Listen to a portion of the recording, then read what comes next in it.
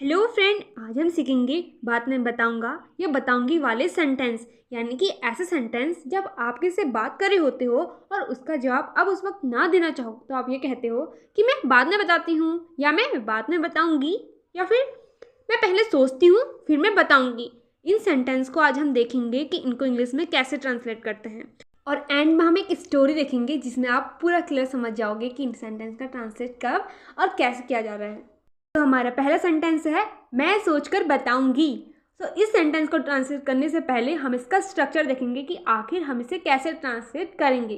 तो सबसे पहले हमें लगाना है सब्जेक्ट, यानी कि सब्जेक्ट कौन होता है जो उस काम को करता है, जैसे कि आई, यू, ही, सी, वी, दे। तो ये क्या है, सब्जेक्ट है। उसके बाद लगाएंगे हम विल, यानी कि आप उस क्वेश्चन का जवाब उस वक्त नहीं दे रहे हो, बाद में देने का प्रॉमिस कर रहे हो या आपका इंटेंशन है, तो इसलिए वहाँ पर विल लगेगा।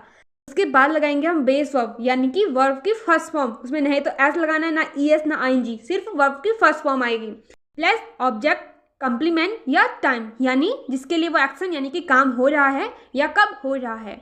हमारा पहला सेंटेंस है मैं सोचकर बताऊंगी। यहाँ पर हमारा सब्जेक्ट कौन है, आई, यानी कि मैं।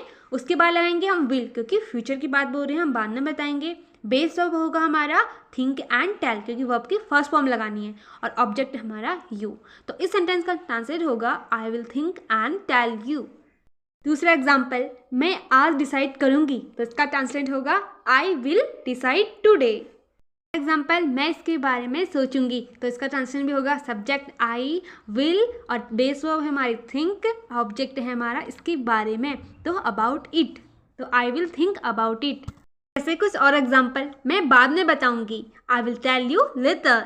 मैं सब कुछ चेक करके बताऊंगी, I will check everything and tell you. मैं इसके बारे में बाद में सोचूंगी, I will think about it later. मैं पहले सोचूंगी फिर बताऊंगी, I will think first and then tell you.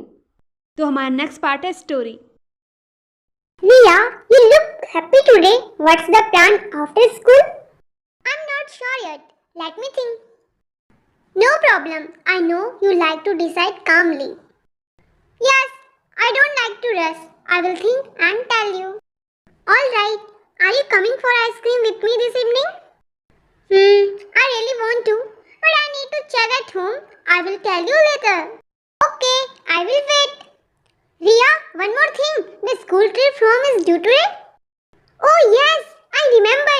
I haven't decided yet, but I will decide today. Great, just message me. Sure, I will tell you today. I like the way you speak. You never confuse anyone. Because when I'm not sure, I say, let me think. And when I'm sure, I say, I will tell you. That makes English sounds easy.